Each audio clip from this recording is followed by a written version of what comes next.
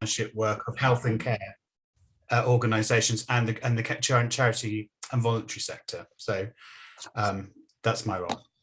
Okay, thank you very much. And Nick Bailey. Hello. Hi, I'm from Hackney, Keeper NHS Public. Thank you very much. Thank you. Carol? Yes, I'm from Hackney, Keeper NHS Public, and also from, I'm on the steering group and the executive of National Keeper NHS Public. Okay, thank you very much. Coral? Hi, I'll introduce myself when I speak. All right, thank you. Yeah. John, would you like to introduce yourself? We all know you, of course. Yeah, okay. I'm John Williams. I'm the executive decorator. Executive decorator. I can't say it. You are the executive director of Healthwatch. Yeah, that's right. Not the executive director. Oh, well, whatever. Yeah, right. Yeah, I mean that's fine. Okay, Ella, hello. Hi, I'm Hackney Send Local Offer Coordinator. I put information on the website and do stuff around all of that. For all right. Okay. Welcome. Very nice to see you. Okay, so we're having a discussion or debate about the Health and Social Care Bill 2021. I mean, I think that there's been a lot of discussion about the bill, perhaps, although some people think there hasn't been enough discussion. So the reason for our meeting tonight is to have a deeper discussion and to hear people's points of view and to hear whether people feel that it is going to be a great benefit for the future of the NHS or whether it's very harmful to the NHS. And I think those views have been expressed very loudly. So what I'm going to ask is Coral, if she would begin. And would you like to talk for maybe 10 minutes? Is that okay? Yeah, okay, I won't be that long. And then when Coral is finished, Nick, if you'd like to then make your presentation, and then we go into discussion after that. Okay. Thank you very much. I'm Coral Jones. I've been a GP in Hackney and Tower Hamlets for 30 years. I've recently left clinical practice. And I've been a health campaigner for a number of years. And I'm also a public governor at the Homerton Hospital. So I'll talk about the changes as I see them from the Health and Care Bill. It's in the Lords at present. So it's gone through 2 readings in the Commons and it's gone to the Lords, and I think it's been speaking for 2 days. There were about 81 Lords that were down to speak about it. I don't know if they're finished yet. And so after it goes through the Lords and all its process, it'll go back to the Commons. There's been a lot of opposition to the bill from health campaigners, unions, the BMA, the Labour Party and the Greens, although I must say the Labour Party has been a bit quiet about it from my point of view. There's much fear in this bill. And if we look back, as I recall from Healthwatch, I've been to meetings there. We've been campaigning against what was called the Sustainability and Transformation Programme, or as Unite called it, the Slash, Trash and Privatise Bill back in 2014, I think it was. And I see the Health and Care Bill as just an extension of the STP plans that were made then. It continues it puts more of it on a legal basis. So the NHS is going to be reorganised into 42 separate areas called integrated care systems. There will essentially be no National Health Service, as each area plans its own hospital and primary care and is able also to set their own terms and conditions for NHS and care staff. And private involvement in the NHS will massively increase. As many of you already know, the NHS has got huge involvement from the private sector, such as clinical services by Virgin Care, which many of you will know about. But there's also been billions literally spent on private companies such as KPMG and McKinsey in management fees over years by successive governments, leading to the reorganisation of the NHS. And hospital services have been outsourced to private companies since the 80s, such as cleaning, catering, porters, patient transport. And this has gone to companies that you will all know of because they hit the headlines about how bad they are, which is Serco, Circle, G4S and others with their poor records. And when they're challenged about it, they're able to hide behind commercial confidentiality.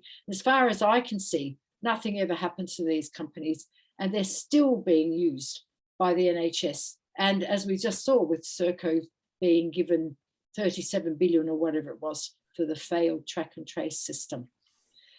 So this new bill is supposed to integrate health and social care, but I don't think social care is mentioned at all in the bill, as far as I'm aware. And the ICSs aren't about integration there, but they're about moving the NHS to a US model of accountable care organisations. These organisations have fixed annual budgets. They cover huge areas, and care has to be organised to fit the budget, not on what is best for patients. So many patients are going to miss out in the future, as many actually do at the moment, or they will have to go private.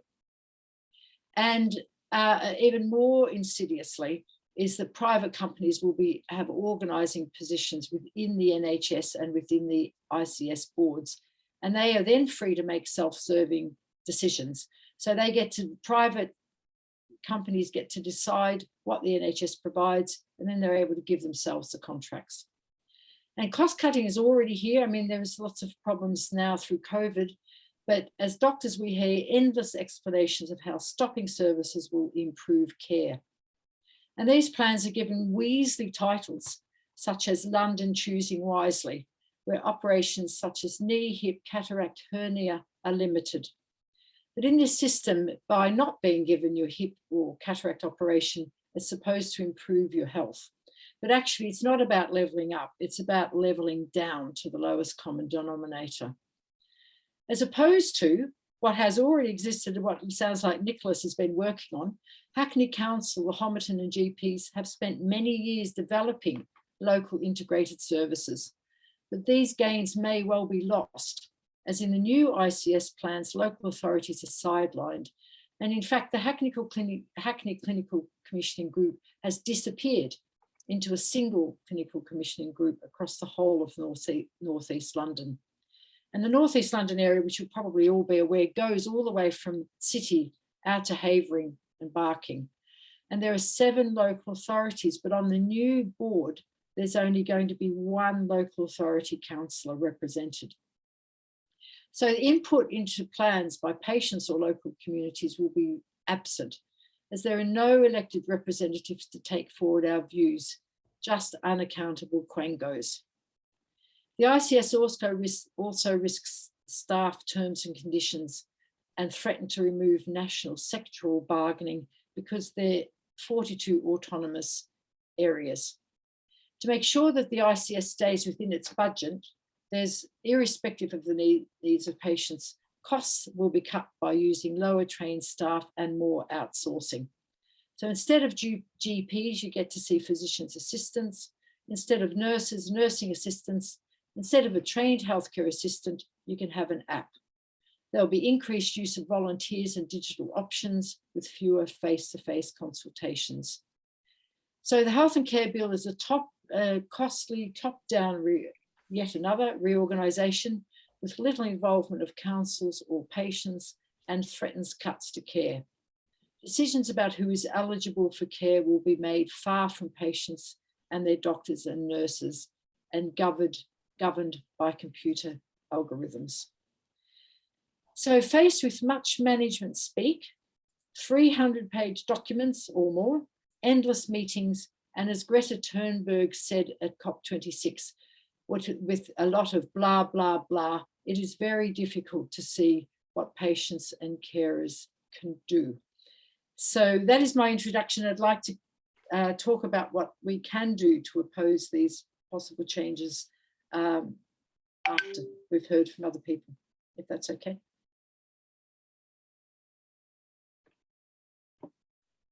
You're on mute, welcome. Still on mute. Yeah. Sorry, Nick, would you like to do your presentation? Yes, I think what I'm sensing is it might be helpful to not talk for very long and to allow more time for questions and answers, because it sounds like everyone is quite educated about the details of the legislation. I wasn't sure in terms of pitching what I would talk about, where people were. So I suppose it's interesting to come after Coral there. I think it probably is helpful for me to talk about what's happening in North East London, and particularly at the City and Hackney level within North East London, and the way that we're approaching the flexibilities in the new legislation. I suppose this legislation comes out, this is effectively a reorganisation, another reorganisation of the NHS after the 2012 legislation, which created CCGs and really kind of put an awful lot of focus on the internal market within the NHS. And the new legislation has duties of collaboration across the NHS within those ICS systems for closer partnerships, building on those sustainability and transformation partnerships. So there's in some ways some of the kind of flexibilities of the internal market, or some of the inflexibilities of the internal market will be removed by the new legislation. I think the thrust of what my understanding of the kind of the NHS policy has been around things like the kind of recognition in the 5-year forward view and the NHS long-term plan and some of the other big kind of plans for the NHS is this realization the NHS has been doing lots of episodic acute care, and we're moving to a situation where people are living longer but having chronic conditions, long-term conditions, and that we need to have better prevention, a focus on prevention, a focus on people leading independent lives and living more effectively with health conditions, and helping them and making better links between health and well-being, and seeing the links between physical and mental health and improving those, joining up care out of hospital. So if the legislation is building on this intention for the NHS to have more of a focus on care closer to home, out of hospital care, and better links between primary care, community care, social care, and that's the context in which we've been building the partnership work in City and Hackney. North East London ICS has been coming together, and the work in City and Hackney continues. It's very evolutionary based on partnership work that we've had for some time.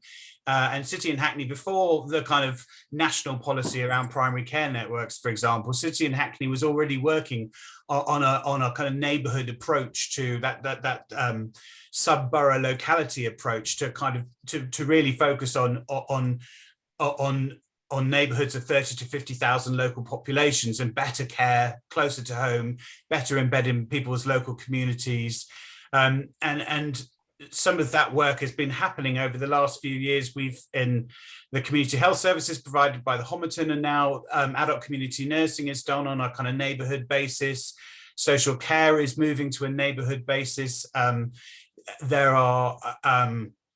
There are links in neighbourhoods now. We're just going through a process of having Healthwatch links in each neighbourhood, and also the charity and voluntary sector formal links to really engage and allow to kind of to establish a whole neighbourhood approach, which was the thrust of the of the long-term plan and those aims to transform the focus of NHS services for patients. So I suppose the things I would note about the new legislation is, as I said, it's a move away from competition to collaboration in terms of the NHS internal markets.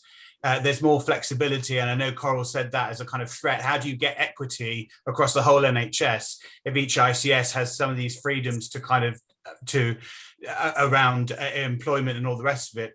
I suppose there is a benefit in local partnerships being given more flexibilities to be able to work more effectively together, and the duty of collaboration with different NHS organisations to work with each other for the benefit of a local population. the other thing, the reality is that the COVID is all of this is in the context of COVID and kind of big workforce challenges that we have, and so that's not really addressed by the legislation, but those are very big things that we're dealing with at the same time. I might finish there. Sorry, I came with an idea of what I might say, and it's slightly different. It's in the room, it feels like a different kind of focus to the meeting. So I want to say things that are relevant, and it might be better that we get into a conversation, and hopefully I can make some more helpful contributions there. Okay, thank you very much, Nick. Chris, would you like to make a contribution? Thank you, Malcolm. Yes, I'll take my hand down. Look, I think there's, as Nick said, a lot of people on the call already quite au fait with the ICS and some of the proposals. I am definitely not as doom and gloom about it all as Coral is, and I would pick up actually on the most positive thing that Coral said, which was to recognise that at the local city and Hackney level, we have good recent history of well integrated working across our acute provider. We're lucky, as we were talking about at the start of this call, having an acute provider in the Homerton right there in our area. And the work that's been going on at the Integrated Care Partnership Board level, at what this legislation refers to as the place level. It wasn't quite clear in the initial legislation what they meant by place, but effectively it's been wrestled down to, certainly as far as London is concerned, it means at the borough level. We have good working arrangements, good health outcomes actually. It's about trying to preserve as far as possible the good that we've got within our system at the moment. The work that's already going on at the neighbourhood level that Nick has just outlined with the community services, with the mental health services, is absolutely what the thrust of this legislation is about. And essentially that's the part of the legislation that I really welcome, that it talks about getting things right down to the neighbourhood level and providing care as close to where someone is as possible, and as early as they can possibly have it. There is local authority representation on the Integrated Care Board at that NEL level, and in fact the arrangements that have been made so far in our ICS are that we'll have 2 local authority reps, one for inner northeast London, so that's us, Waltham Forest, Newham and Tower Hamlets, and one for outer northeast London, so that's Havering, Barking and Dagenham and Redbridge. So you've got local authority representation there sitting at that board level. I don't think the creation of the 42 ICS levels means that effectively the NHS will no longer exist. I think that's airmongering, Coral, because you will still have NHS England. If anything, I'm worried that there will be a bit too much NHS England command and control, that it might still exist too much, if I have fear about it. I think the legislation does, it's great that it says the integrated care. So just to remind people, the ICS has to have an ICB, a board, and then it has to have a much wider ICP, a partnership. And the partnership is responsible for a strategy for the whole area that must have regard to your local place-based health and wellbeing strategies, which we're consulting on at the moment in Hackney, and cities also developing and refreshing theirs. I think that's a good thing. It repeals the delayed discharge legislation and builds on the good working practices that have come up during COVID, actually, because people want to stay in hospital for as small amount of time as possible. They don't want to be assessed in hospital and wait in hospital a long time for assessments, and the discharge to assess arrangements under this legislation will be able to be carried forward. I think it's good that it introduces CQC inspections for local authority adult social care. That's something I welcome in the legislation. The Health Services Safety Investigations Body is being created. I also welcome that. It's a proper independent inspection regime for healthcare. There are, of course, worries. In his maiden speech in the House of Lords when talking about this bill, Simon Stevens, now Lord Stevens, said specifically that he is worried that he shared the worry that Coral pointed out about the involvement of private companies. He thinks the legislation needs to be clearer on that. The involvement of private companies at board level, not in NEL, there won't be. There is no space. I'll just take you through. So it's a 14 or 15 board membership. There's an independent chair already appointed, Marie Gabriel, a non-executive director who's the chair of audit, a non-executive director who's the chair of remuneration. They're considering having a further independent member. Then you've got 2 local authority reps, an acute trust rep, a mental health trust rep, 2 primary care reps, 1 from inner and 1 from outer, like the local authority reps, and 1 voluntary and community sector organisation rep. So that would be an umbrella body like HCVS, but obviously only 1 from the 7 local authorities. And then executive members, the chief exec, the chief finance officer, the chief medical officer, and the chief nurse. And that's the makeup of the integrated care board. And I think as a result of an amendment, the Lord's bill very specifically states, and I have to talk about this tomorrow night at Health in Hackney. So wind up in a minute, Chris. We're going to questions. Yeah. I just wanted to read. There's a little bit of wording that I copied out about the Constitution. So the final thing I'll say is a lot of obviously devil always in the detail. The Constitution talks for each area must have its own constitution, must say how it intends to make up its board. So what I've just told you is the proposal that will go into the NEL constitution for how NEL constitutes its board. But the legislation specifically says the Constitution must prohibit a person from appointing someone as a member if they consider that the appointment could reasonably be regarded as undermining the independence of the health service because of the candidate's involvement with the private healthcare sector or otherwise. I believe that came in actually as an amendment that was passed in the Commons, and it's in that second reading that's going on in the Lords at the moment.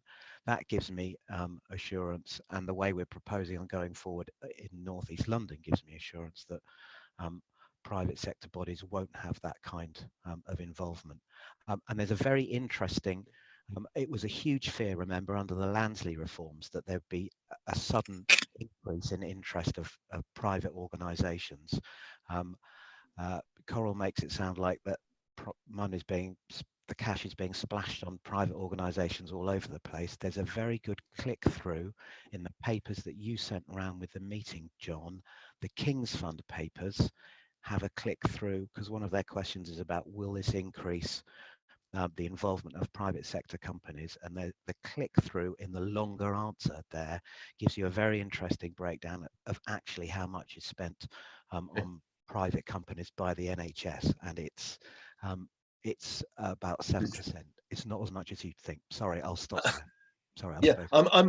We'll move on to questions, but I will say that for example, the fact that Centene now owns more of our GP practices than any other organisation in the country, and that the person who worked for Centene is now Boris Johnson's advisor on health, does give us some anxiety. Yeah. But I'm just going to come to Shirley, who has got a question. No, correction, Malcolm. I haven't got a question. Well, your hand is up. My hand is up, but I haven't got a question. The first thing I wanted to say was, I don't know, I wanted to make some comments, responses to what's been said. But I did wonder whether Coral wanted to come back in first about that, or whether Don't worry, we can handle that. Okay, so what I want to say is that I'm Shirley Murgraff, a member of City and Hackney Older People's Reference Group, and I'm also a member of Hackney Keeper NHS Public, National Pensioners Convention, and so on. I'm really concerned about what I've heard so far from Nicholas, and I was a minute or two late, so I don't know who Nicholas is. And I don't know whether he's something to do with the local authority or what, but I'm concerned by what he says and his approach to the whole thing, and equally, if not more concerned, by what Chris Kennedy has said. And for me, that highlights, anyway, I assume as far as Chris Kennedy is concerned, I don't know about Nicholas, part of what Coral said about the Labour Party. I mean, I think that their response has been a total disgrace, a total failure to support the people of this country in terms of the future of the National Health Service. And I regard what is virtually their silence on this enormous change as a betrayal. So some specific points.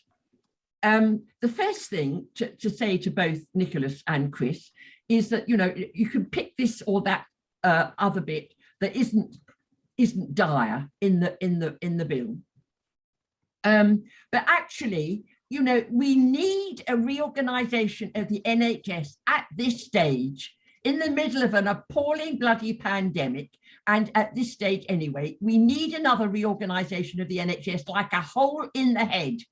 So if there are 2 or 3 or 4 points that are less dire than others in the bill, that is no compensation whatsoever. We don't need a reorganisation. Secondly, I don't know what evidence Chris Kennedy has for saying people don't want to be assessed in hospital. That's news to me. I've had 26 hospital admissions in my time, and if I have to have another one, I dread being sent home with needs without any kind of assessment. Okay, and I don't know what the evidence has for that, but I doubt that he has any whatsoever. I object to people who are supposed to know what they're talking about what happened to Lansley. They talk about the Lansley reforms. Lansley was not a reform. Reforms means making things better. Lansley made nothing better. He made almost everything worse. What Lansley was doing was changes. They are not reforms. And people who are supposed to be informed should not use that word totally wrongly. It's an abuse of the English language and it confuses people. And it's wrong. Yeah. And also there were some other specific points, but I mean I'm really concerned about it. We are talking about, you know, great that we've got more flexibility. Working towards collaboration has been going on in City and Hackney for a long time. You know, before the legislation was even a twinkle in anybody's eye. We didn't need this to come along and tell people in Hackney to work together in terms of health and social care. And the point about the bill is that in terms of the privatisation and the potentiality, the huge potential for selling everything off, these 42 things, is going to undermine whatever is positive. And we don't need the bill in order to encourage City and Hackney people to work well together. And so just one final thing for the moment, anyhow, on this, is that we have a good basis in City and Hackney. We had a good CCG, probably one of the better ones in the country. We've now lost that. And the accountability is almost nil. It's appalling. And the whole prospect is very dire. And I think it's time that the Labour Party ought to take a weekend away and look at what they're doing and failing to do and come up with some positive things to be done in terms of total opposition to this bill and the principle of it. We don't need legislation now. We absolutely don't. Thank you very much, Shirley. Thank you for that. Next one, go to Carol. Yes, well, like Shirley, I don't have a question. I would really like to respond to some of the points that have been made. For a start, the problem with the old legislation, a lot of it could have been solved by simply changing the regulations, not even the laws, around Section 75, to get away from the requirement to put everything out to tender. What's happened instead with the bill and with the new procurement regulations that are associated with it is we have something even worse than a regulated market. We have an unregulated market where the ICS has the potential to simply award contracts to whoever they want, not just to NHS providers, but to private companies. So what we've seen from the COVID era, all of the crony contracts and, quite frankly, corruption in awarding contracts, the potential for that is brought in deliberately through this bill. That's one of the lessons that the government has learned from the COVID era. This is not abolishing competition and replacing it with collaboration. This is allowing a deregulated market, and it's very frightening. The idea of abolishing discharge to assess, I'm absolutely with Shirley. It's a monstrous fiction. It's a lie that people want to be out of hospital as quickly as possible. You know, yes, on the one hand, of course you do. However, you only want to be out of hospital if you have somewhere really safe to be, and you're going to you're well enough to either look after yourself, or you've got somebody who is able and willing to look after you, including, you know, either friends and family or community services. The reality of this is that we're speeding up discharge even more, and we know what a state community care is in, and so we're not replacing those services, and it's a lie, and everybody needs to be shouting out about it. It's not a good thing. It's a terrible thing that we're talking about discharging people without, first of all, assessing their need in hospital. As for well, there's a lot of other things, but just another minute to go, please, Carol. Okay. A context of funding, it's a really big issue. You know, we're funded much less well than Germany or France are funded for public services. Coming on to representation on the boards, you know, yes, there's an amendment that says private companies, it's quite weak, but shouldn't be on the IC board.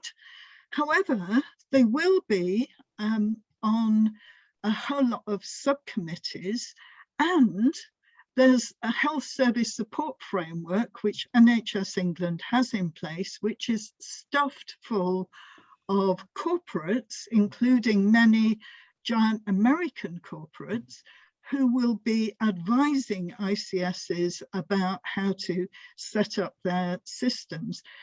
They will be advising about, you know, patient data, about all of the workings of the ICS, and that is bringing the corporates potentially into the heart of management of the NHS. So you have to wind up. We need to move on. Okay, well, I could go on and on. I know you could, but other people want to contribute as well. Sure. Okay, thank you so much, Carol. And Nick Mann. Hello, Nick, are you there? Hello, yes. Hello. Thank you, Malcolm. Sorry, slow to get going and slow to join the meeting.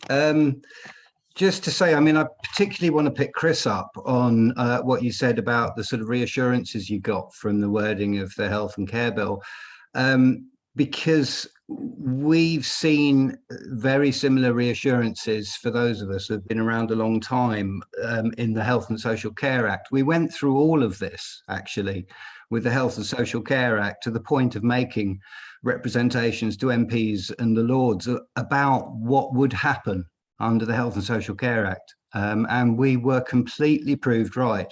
And the idea that suddenly the government has realised the follies of the Lansley Act without actually spelling out what they are, and is seeking to reverse it, is just specious. It really is. You know, in terms of Hackney's been great. I don't doubt the spirit and the achievements of Hackney over the last 10 years. I've been working in Hackney for the last 10 years, and it's been good. It's been as good as it can be with a lot of good people working. However, Hackney has been an island, and the sea level is rising, and it's increasingly evident that we can do nothing about that as an island. We can't just keep our own house in order and expect it to be okay, because we're now part of a much bigger ship which we don't have control over. And what I would like to really enforce is the idea that the ICBs won't function as a democratic organisation. They will function as a very top-down contractual organisation with such tight and legally enforced spending limits that NHS England pulling the strings, and their strings being pulled by the Secretary of State, will have absolute control. And despite, and that's one point, right? So we can't really keep the helm of the ship, is the one point. The other point is going back to what was said about Centene, because we have a Centene practice in Hackney, and the response to that from Hackney, from the councillors, well, not all together, but from the body of the town hall, has been really poor. There's been no real official opposition to this at all, and it's been allowed to happen in Hackney. So in that sense, your reassurance is that, well, we'll be in control, we'll be able to control private interests and keep them out where necessary. Through sleight of hand, AT Medics was sold to Centene, and we now have Centene in Hackney. GP at Hand tried a very similar thing, the Babylon GP at Hand. They made their pitch to Hackney Council, and I presented, I went to the scrutiny committee and went head to head with Paul Bate and showed that his model was in fact corrupt and was being missold. I mean, and they weren't, you know, they were turned away from Hackney, but they got into a lot of places. So we are a small boat, you know, and we don't have that much control. And actually, the slight reassurances you might get from particular wording in particular clauses is nothing compared to the force of the bill. It does nothing for the workforce. It does nothing for the absolutely crushing problems that the NHS is under now. And that is what we need, councillors, Labour Party, and the people, you know, who have some voice, who have some say, who have some power, to actually go full on and go, well, it's not just waiting till we get into government, we'll make it all right.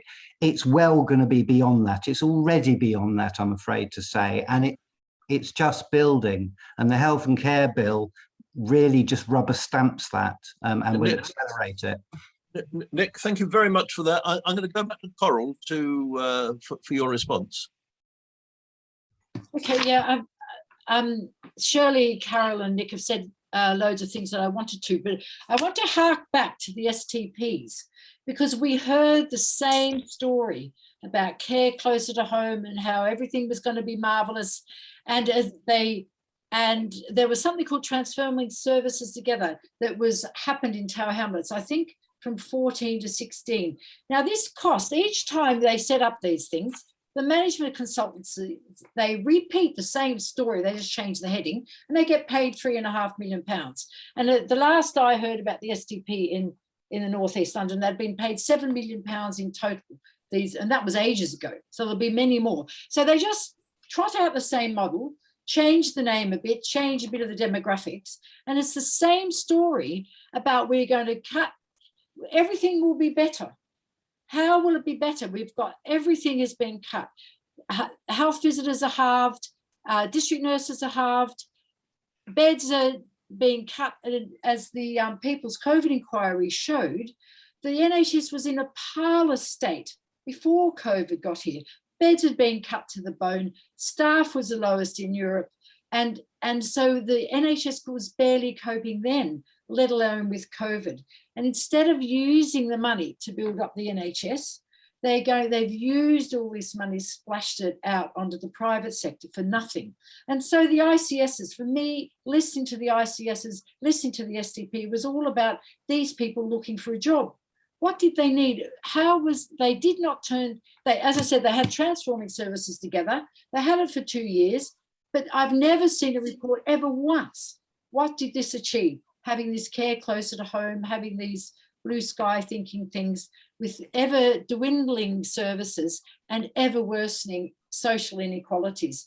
And likewise now the ICS is what's it going to do? It's going to destroy what Hackney, potentially destroy what Hackney has built up over years. So instead of, it's the opposite of local engagement and local and bringing care close to home. It's exactly the opposite of that. And I fear, for instance, for St Leonard's, who is going to make a decision about St Leonard's? It won't be Hackney. It won't be the people of Hackney. It won't even be Hackney Council.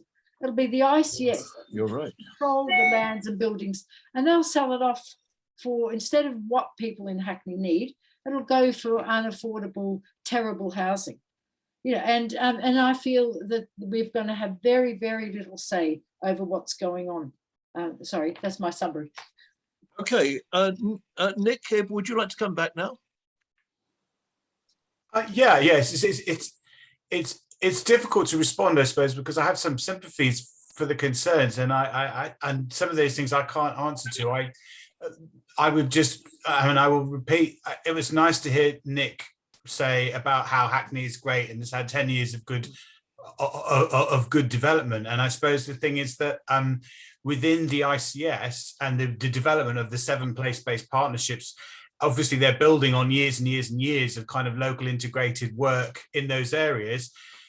Within City and Hackney stands having kind of actual things it's managed to deliver and does quite well as a place-based partnership. And I think there's a lot of interest about sharing learning, and I don't see anything in terms of the kind of the way that the NHS and partners are managing some of the partnership work in Northeast London. I don't think anyone is looking at Hackney and saying we're going to stop what's happening in Hackney. I can understand the concerns about resources and how they move around the system, but an awful lot of a lot of our focus is becoming more effective in terms of the relationships between the Hobbiton, the local authorities, the charity and voluntary sector.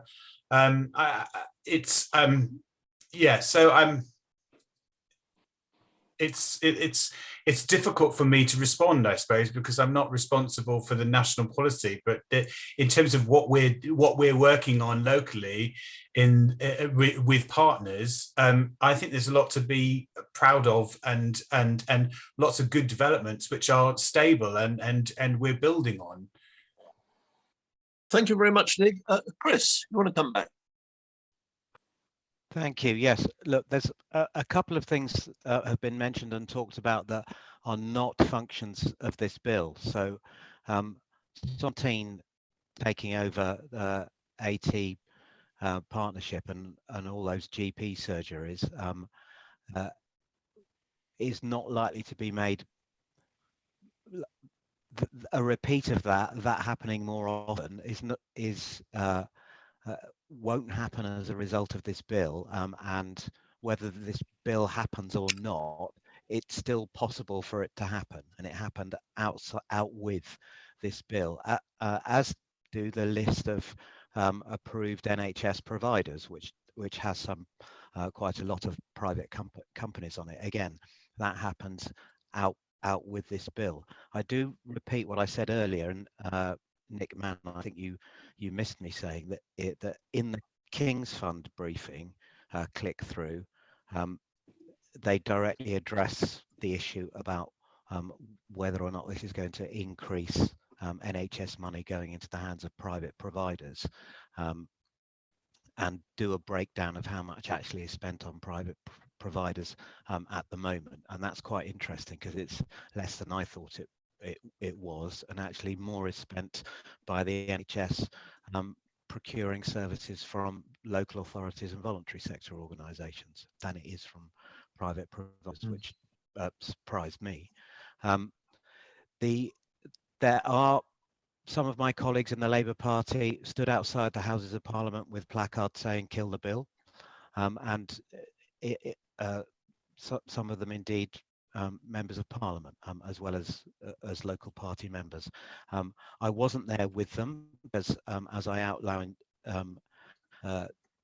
in my opening remarks, I think ultimately this is going to go through Parliament. My party, the Labour Party, did not win the last election. We lost it really quite badly.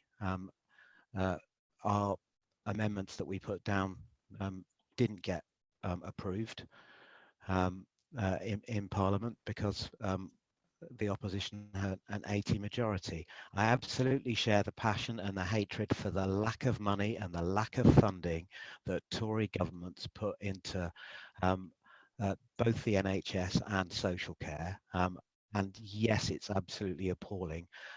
But at no point ever during the course of the current appalling government has the health system in Hackney ever thrown its arms up in the air and said, well, they're just not giving us enough money to do it. It's always been about people collaborating, working together through hard times. And actually, what do I do as a local Labour politician with my health lead for it? I work with partners, I go to those meetings, I try to work out how we can make this system work. I think we have a good chair for the ICS in Marie Gabriel. She's a woman of colour who's got a great background in standing up for the health rights of people whose health outcomes are not as good as they should be, and I believe she will carry on doing that. The chief exec who's been appointed is Zena Etheridge. She is currently the chief executive of an inner London inner London borough, Haringey. Okay, Chris. He led the NHS, the whole wider NHS and local authorities fight back to COVID, and I believe she will work properly in partnership with us and enable us to preserve as much as we can preserve of the good work that goes on in City and Hackney. So I just want to say it's not all doom and gloom, and we are in there fighting and working to try and preserve the good things. Okay, Chris, thank you very much. I think some of the things we need to consider are, for example, where is patient power and influence in this new system? Because it seems to me that it is substantially weakened. I can't understand why this current government would be against competition. I'm sure that everything it does will be to promote competition, even though it's in a different format. And the other thing which I think is so important is, I participate in a lot of local activities, and it seems to me that what we do locally is going to be very much crushed by what happens in northeast London, and I find that very, very worrying. But we have Cynthia, you would like to contribute now.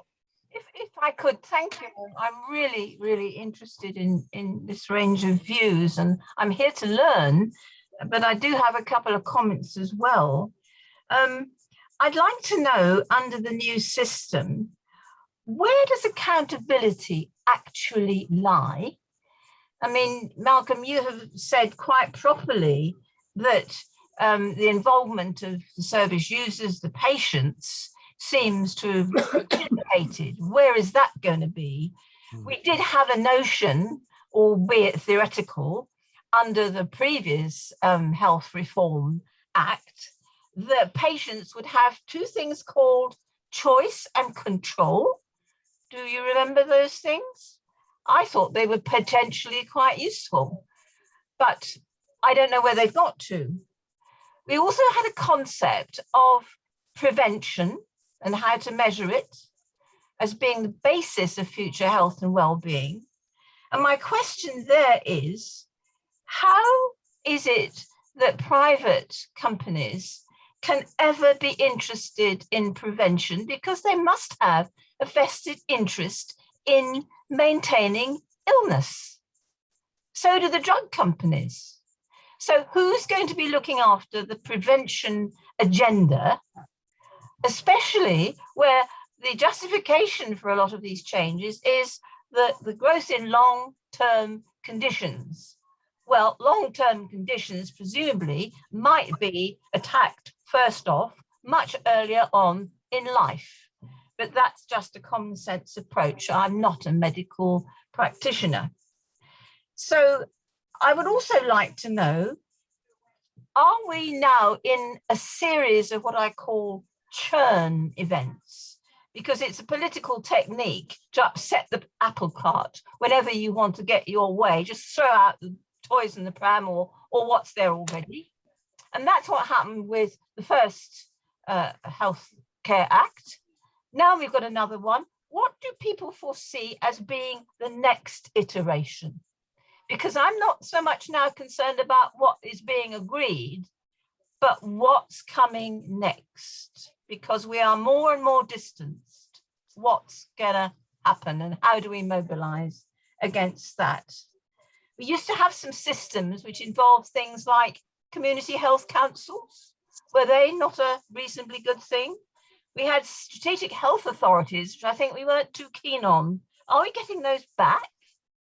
So I'd like people's perspectives about what's really underlying all this and where we might be going. Thank you very much, Cynthia.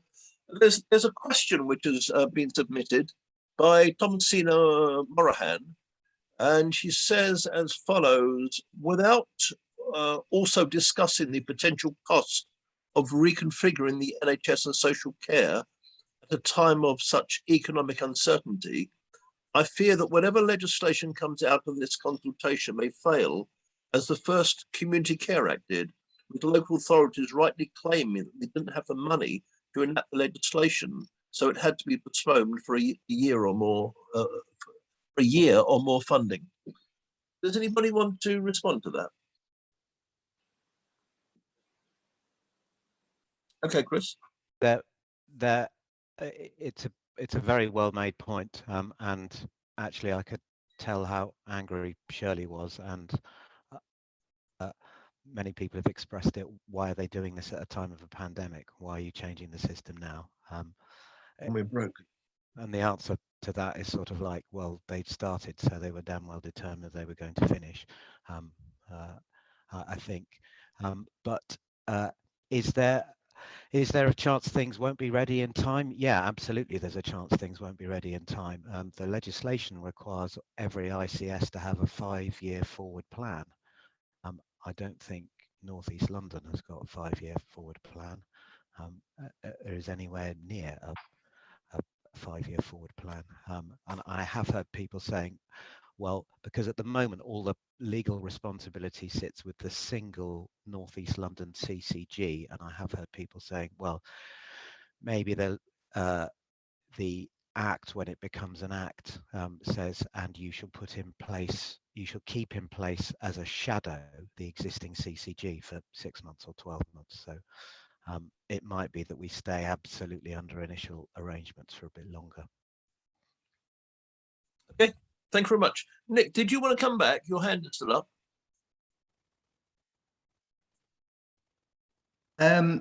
If I may, yeah. I mean, again, they're my comments and my opinions, I suppose. But you know, we're not getting SHAs back, no. But they're doing their damnedest to pretend that we are. The landscape is so different now, is what I mean by that. And that's why rescinding the Section 75 actually deregulates the market. It doesn't obviate it. The King's Fund figures you mentioned earlier, Chris, I mean, I did some looking into this as well. I haven't seen if it's a recent one, I haven't seen it from the King's Fund. But the reason you see what you see, I mean, I can name, there's Cambridge, there's Oxford, there's the South East London, you know, between them, they're sort of 7.5 billion. That's not far short of what you're suggesting is the entire value of privatized contracts. So I question that from the outset. But the main reason why the value appears low is because there were a lot of contracts of low value. And that's how most of these sort of community contracts, etc., were handed out. If you look at the increase in numbers, it was much bigger than the increase in value. However, we're now at a stage with the ICSs where the value of those contracts will be a lot bigger. And by the time you realize how embedded the private sector is, it will sort of be too late. So kind of saying the King's Fund say it's okay, it's not a big deal. It's almost that same demeaning voice that campaigners interested, informed campaigners like me, like Coral, like Carol, who have been at this for a long time, know things that are true and know things that are likely, because we've got that lived experience which has been informed by what we do. I know how the Lansley Act really affected the NHS. You know, you might have seen it from a management point of view. You might have been informed through the town hall what was going on, and you were mostly interested in the contracts that have been sideswiped to you, and that was your main focus, I think, as the council. But that wasn't the bulk of what was going on, and it had its pros and cons. So now I don't know who to refer to or what service they're going to get when I've got people with drug and alcohol problems, because the contract and the nature of the contract keeps changing. And it's quite possible with the Carol Black report that's just been published that there will be a national drive, and there will be large providers, and the person who will determine the provider for Hackney drug and alcohol services will be someone high up in the ICS who's got you know, their hand on their shoulder from NHS England, NHS Improvement, which is exactly what happened with pathology. You're forced into a position where the private provider is not the one you want, but it's the one you've got. And that could be in community health services, it could be in care of the elderly, it could be in drug and alcohol services, it could be in GP services, as we've seen with the advent of Centene. And I really think it's time that the people who aren't actually in the business stop demeaning the people who are in the business, going, there is a real problem with privatization. That is the point of what they're doing. It always has been. As you said, they wanted to finish what they started, Chris. I mean, it's kind of obvious to us who know. And to be constantly told, you know, like Boris Johnson, you're just making it all up. Well, we're not the ones making it up, believe me. And we've got enough evidence to show that that is their intention and that those are their achievements. And it will go further, the further down this road we progress. And so my word to you is a big word of caution about the functioning of the ICS. It will not function as a democratic institution. It will, despite the Constitution, it will be forced by people who are appointed by the Secretary of State or NHS England, and much bigger contracts will be in the offing very soon. According to the American model, which is who the consultants who have advised on the setting up of the ICSs, you know, it's all been out there in the country going on for the last 10 years. So it's not news to any of us. So it's not all doom and gloom. Well, for someone who's worked in the health service for 30 years, I can tell you that the service I worked in is no longer the service I work in. And you wonder why it's hemorrhaging doctors and nurses, and also why the government are not replacing them, why they're happy to shrink the NHS to something that is non-functional for what it should be. The levers are there. You know, what's the lever? It's to push people private. No, they wouldn't be that cruel. Well, you know, That is look what's happening. down, look up. Anyway, I've finished. Okay, Sorry. thank you very much, Nick. I just wanted John Williams. Would you going back to this question of you know, about the empowerment of patients and the influence of patients? I just wonder whether you would like to say something from the Healthwatch perspective. And also, sorry, and just the other thing which I think comes out of this is, yes, there is a lot of,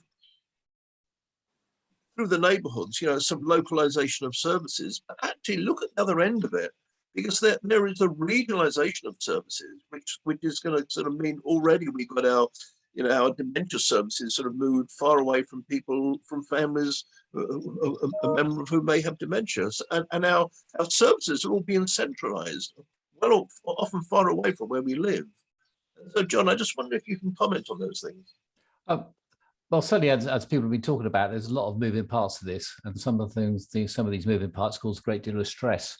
And I think one of the things that we've trying to explain that to the public and the patients is very complicated, because it's kind of as people have been saying, it's been going on a long time, and there's a lot of change, and as people are kind of get quite worn down with change, and we live in a pandemic as well, which is a major crisis that tends not to be acknowledged as a major crisis, but at the moment. I think in terms of where patients are coming from at the moment is that, you know, they do want services to be kind of, as Chris said, they do like them being closer to them. That's what they do want. But they also want to make sure that services are there when they need the hospital there as well. We know that, so it's very important that, you know, people feel like they've got a kind of a service end to end. That, you know, if you get ill, you go through a pathway and you'll get better at the end of it. So I think. There's certainly, I think, from the work I've been doing with other health watches at a North East London level, and that's been with kind of meetings with Marie Gabriel and other people at that level, is that they certainly want to see some real kind of radical approach to public involvement here. And that's what as health watchers, we're trying to hold them to account to, because we want to see that as well. It's going to be tough. I'm not going to say it's going to be easy at all. And I think there's got to be a lot of kind of, you know, to really trying to make sure people are properly involved. And that's not just through co-production, but actually in the kind of the structures of the system as it operates. And that's certainly something we're trying something in City and Hackney. So that's what the public reps are about. They're about bringing people into the system and trying to make it transparent and accountable. And I think that's one of the things that we're trying to make sure happens, that this is all a transparent and accountable process that we're seeing. Because I think if things are done behind closed doors, strange things will happen. And I think that's what we've gone through. We've got to make sure these meetings are kind of open at what's happening. There are going to be lots of various subcommittees. We're already in City and Hackney, as Chris and Nick and I know, and in a kind of a marvellous structure of meetings at the moment. They are fantastic to look at, but difficult to understand how they function and all they work together. But we're all about kind of making sure that people can actually understand that. So I think I'm not saying it's going to be easy, and I'm not saying there's a lot of headwinds against us, but I think at the same time, we have to make a real big effort to make sure that we can hold this system to account, that when they're going to start talking about principles, which they're going to be talking about in the new year, about what the principles of the ICSs are, that we actually kind of try use those to hold them account. So if anything, I think we're probably in a democratic fight here. So it's about trying to make sure it is a democratic system. I'm not saying that's going to be easy. But I'm up for the fight, and I'm also up for the kind of the desire to make sure that the public really understand what's going on. Because one of my deep frustrations is that the public most of the time think that's very confusing. I'm not going to pay any attention to it. They need to pay attention to it because it's their health service, but they have to be helped in that process as well. I think that's what the role of Healthwatch is, to make sure that people feel like they're empowered, not just to look after themselves, but they have control of their health service as well. Thank you, John. Carol. Yes, I've just posted in the chat a link to a Guardian article from earlier this year that shows that, in fact, I mean, it's difficult to get the exact figures, but that 11.7% of the NHS's total operating budget for 2019-20 has gone to private and non-NHS companies. There's been a huge increase. I also want to add to that by saying that the legislation is not simply about the legislation, what's in the bill, but it's also about the regulations and all the guidance that comes with it. including NHS England's guidance around the health system support framework that brings, that encourages ICSs to bring in, doesn't force them to, but it encourages them to bring in often giant American corporates into the very planning and running management, ongoing management of ICSs. And that in itself, you know, this is even separate from who is on the boards, but as long as you've got consultants who are advising the ICS that this is the way to go, and, you know, here is a report that suggests that only this way is possible, then what you're going to get is a huge increase in private providers providing the infrastructure and the procurement advice and support for what services are procured for the future. So overall, the package that comes with the bill, including all the guidance that NHS England has provided, is going to result in a major increase in private provision. But already, as I said before, that King's Fund analysis is simply wrong. And a number of other people have queried that. Thank you so much. Chris, do you want to come back? I think in a few minutes, in 5 minutes, I'm going to ask the three initial speakers to do a wind up. So do you want to use this time to wind up in terms of the meeting, Chris? Thank you. I think I've made it clear that I think I broadly welcome this. I have just I've Googled the General Medical Council response, and I note that they broadly welcome the legislation as well. You know, Nick Mann was right to point out that, of course, I see it from a town hall, local authority point of view, and maybe through the rose-tinted glasses contracts that we managed to sideswipe. But as a politician who likes to inform himself, I go to organisations like the Local Government Association. I do. People are disputing the King's Fund, but I think there's a reason that John stuck the link to them and their analysis in this meeting invite, and the NHS providers actually I thought was a good read as well. And I go to representative body organisations like the GMC to find out what broad swathes of professionals think about things to help me form my opinions, because obviously I can't know from my individual experience. I think we have to focus on the positives. Of course, Tory legislation on the NHS, ultimately, I don't trust it. Private company involvement in the NHS, ultimately, I don't trust it. But having to work with what you've got, absolutely have to do. And as the local politician with the health lead, I have to make the best of the job and the situation as it is. And I do want to I'll just say one thing about partners who we work with within the system. I am not coming across at senior levels on the boards of our big trusts, at the clinical director level, in the PCNs, you know, the doctors who are in charge of the neighbourhoods, at ELFT and at NELFT, in voluntary sector partners, anyone who's saying that this is going to be easy. But by the same token, I'm not coming across anyone who is saying, look, what we need to do is get in outside private companies to help us do this because we can't on our own. People are not talking like that. They're saying, look, we're the right organisations in the right place. We've been delivering well for City and Hackney, especially over the last decade and a half. We can continue to make this work. And I do want to everyone in the meeting and anyone who might listen back to this recording to say, to cling on to that hope, and let's all, try and keep working together to make it happen. And for some of us, that will be in spite of the legislation, but I think we can. Thank you. Okay, thank you very much, Chris. Oh,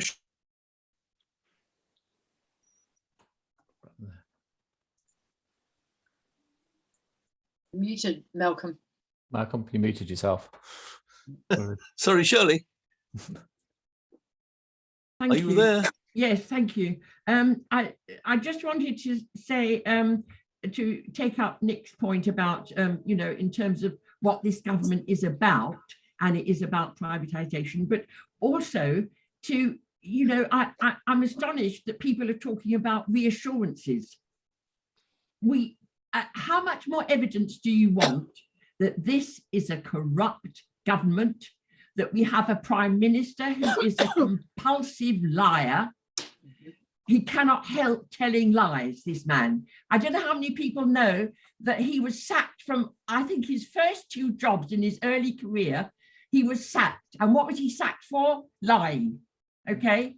We have a compulsive liar for a prime minister, and we have a corrupt, lying government. And why you should accept reassurances from them in the first place, I cannot begin to imagine, leaving aside all the evidence of what they've done to our health services and social care and everything else for the past 10 years. The fact is, also 20,000 people died because this government has spent 10 years cutting services because of austerity.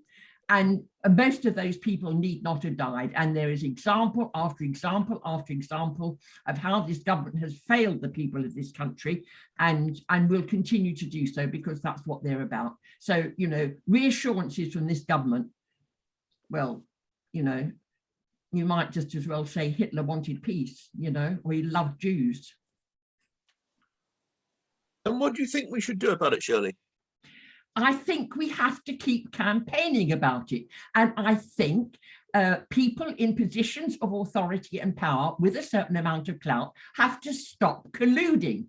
And Chris, it seems to me, in the last things he's been talking about what he's hearing, he's obviously talking to the wrong people, and certainly not talking to some of the right people. That is clear from what he said himself.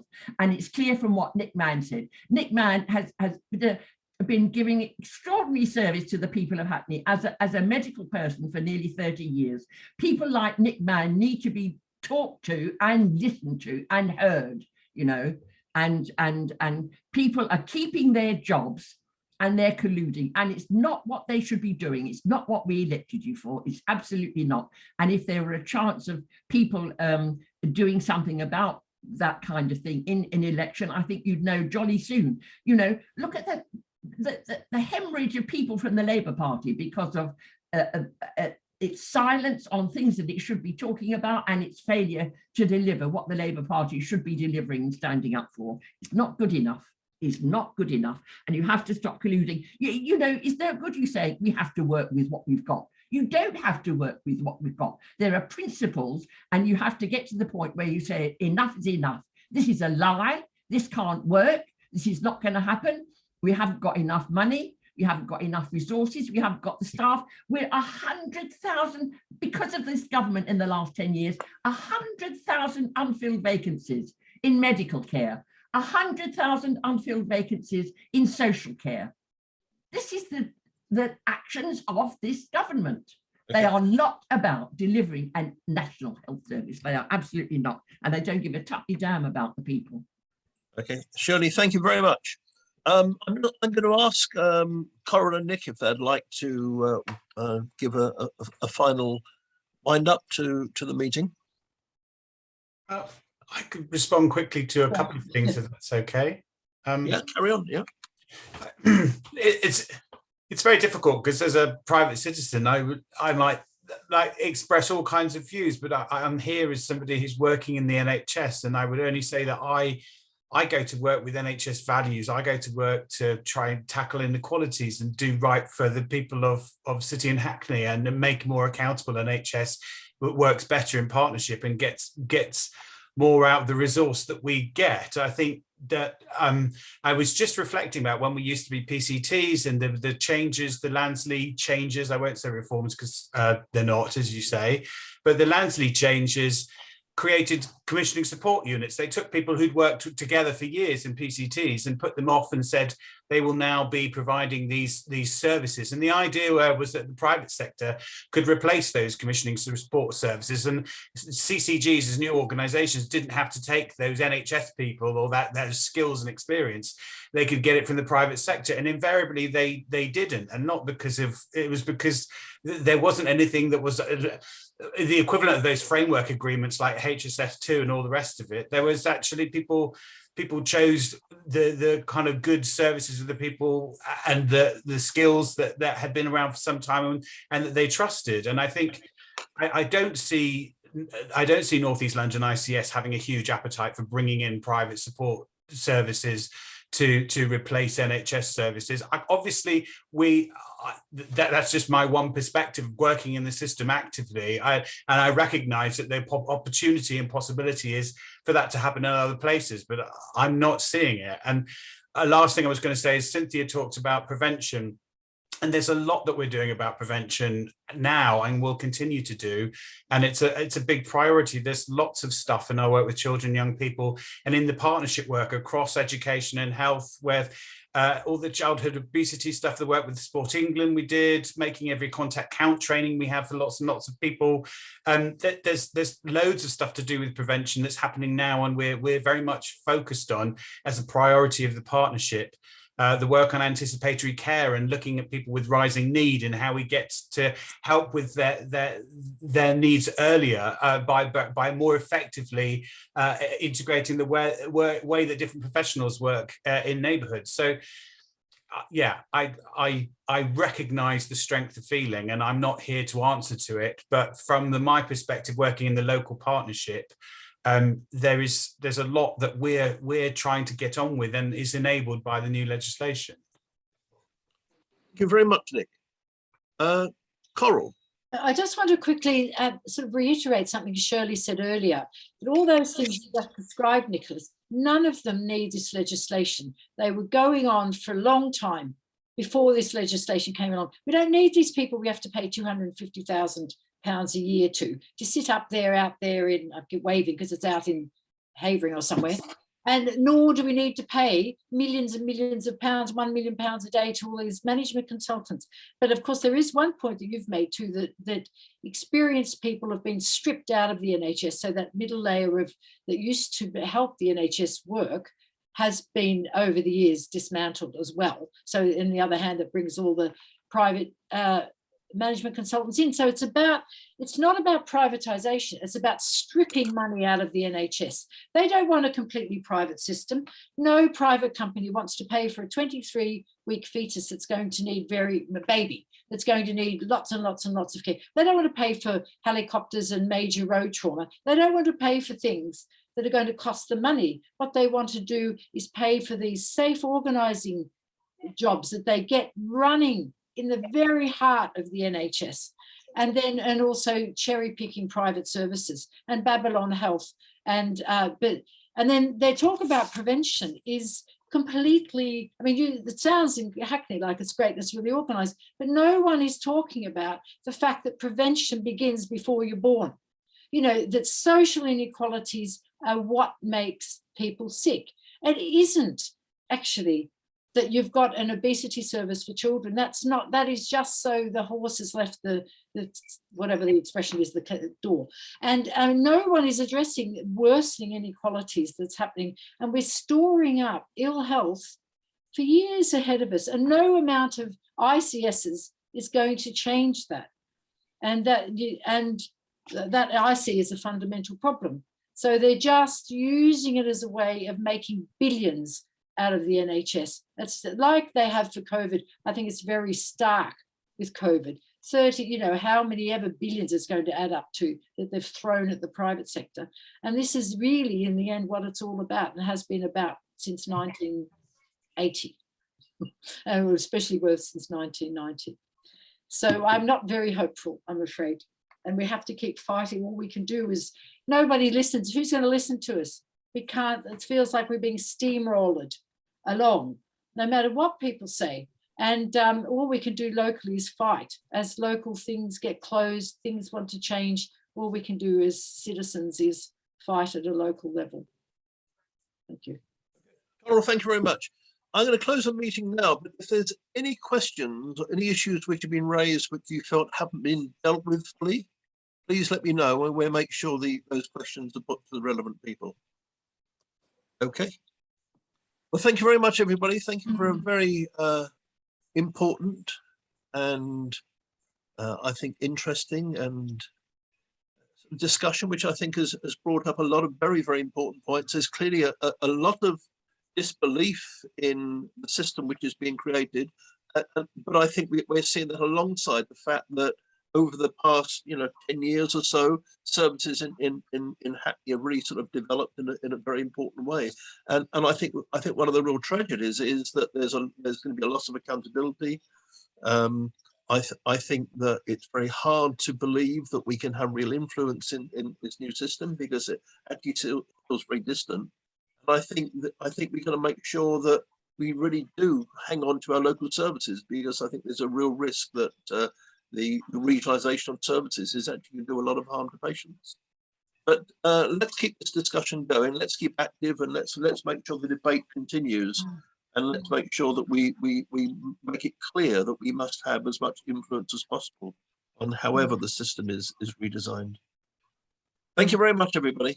Thank you. And thanks very much to Malcolm and John for making this debate happen. It's really good to have a debate at this level. Yeah. So thank you. Okay. Thanks, Carol. Thank you at all. Bye all. Bye, Nicholas. Good to see you. Carol. Really lovely. Okay.